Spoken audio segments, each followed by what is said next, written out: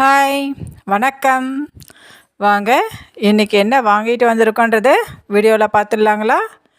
பொங்கல் பரிசு தொகுப்பு தாங்க இன்றைக்கி நான் வாங்கிட்டு வந்திருக்கேன். அது கூட என்னென்ன பொருள்களையும் சேர்த்து வாங்கிட்டு வந்திருக்கோன்றத இந்த வீடியோவில் பார்க்கலாம். வாங்க வீடியோக்குள்ளே போயிடலாம். இது என்னன்றது நான் லாஸ்ட்டில் உங்களுக்கு காமிக்கிறேன்.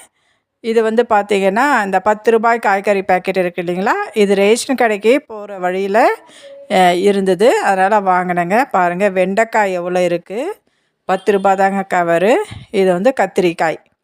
அடுத்தது பார்த்திங்கன்னா கருவேப்பிலை கொத்தமல்லி ஃப்ரீயாக கொடுத்தாங்கங்க. அதே கடையில் தான் வாங்கினேன்.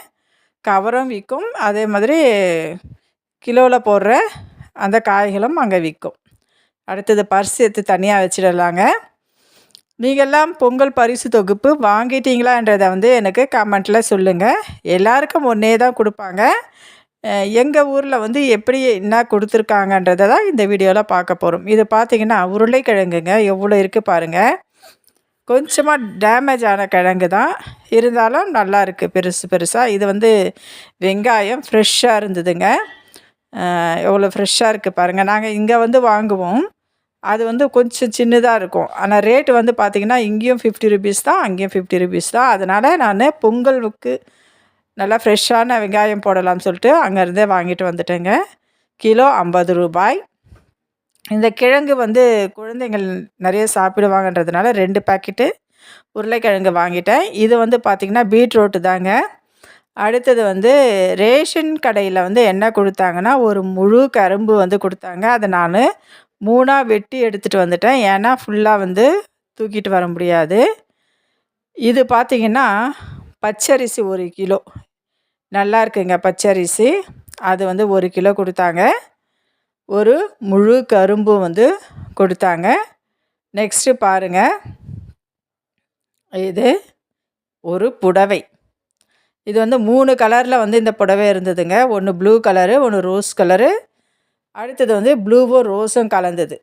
நெக்ஸ்ட்டு வேட்டி, ஒரு வேட்டி ஒரு புடவை கொடுத்தாங்க. எனக்கு ப்ளூ கலரும் ரோஸ் கலரும் கலந்து வந்திருக்குங்க.